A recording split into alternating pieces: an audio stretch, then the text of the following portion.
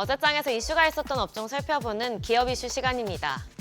어제는 세계 일회용 비닐봉투 없는 날이었는데요.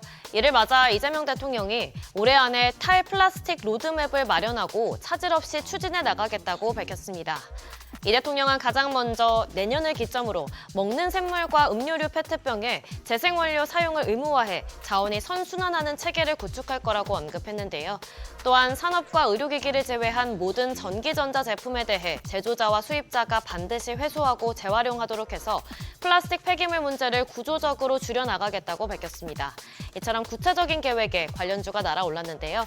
마감 상황 보면 친환경 패키징 기업인 세린 B&G가 상한가 기록했고요.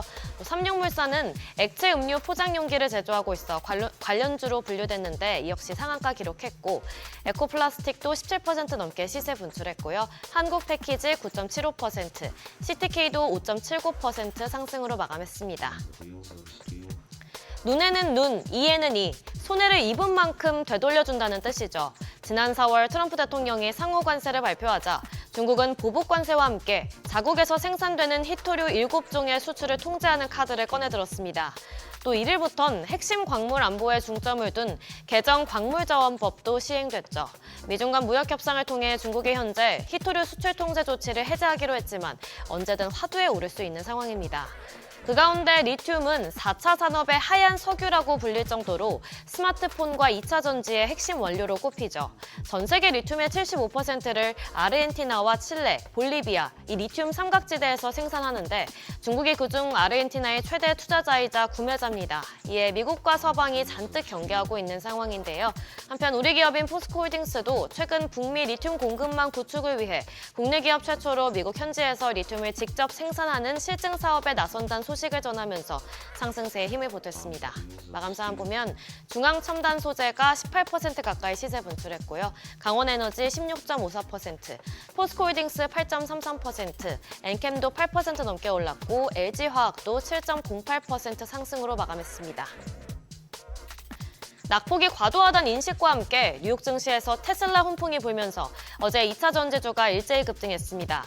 시장 우려보다는 선방한 지난 2분기 차량 인도량을 공개하면서 테슬라 주가가 5% 가까이 상승했는데요. 그러면서 2차 전지 업종 내 테슬라 밸류체인에 대한 긍정적인 시각이 유지되면서 영향받은 것으로 풀이됩니다. 2차 전지 업종을 두고 이제 옥석 가리기가 필요하다는 분석이 나오는데요. 전문가들은 테슬라의 중장기 전기차 판매 가시성이 여전히 전통차 업체를 앞서기 때문에 테슬라 향 매출이 높은 밸류체인 핵심 종목의 상대적인 강세가 지속될 것으로 분석했습니다.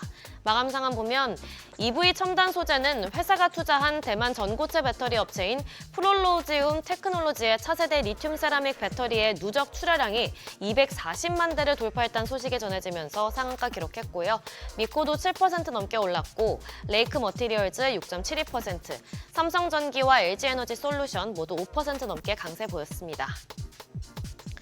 마지막으로 트럼프 대통령의 크고 아름다운 하나의 법안으로 불리는 대규모 감세안이 결국 미 상원에 이어 하원을 통과했습니다. 이제 트럼프 대통령의 서명만을 남겨두고 있는데요.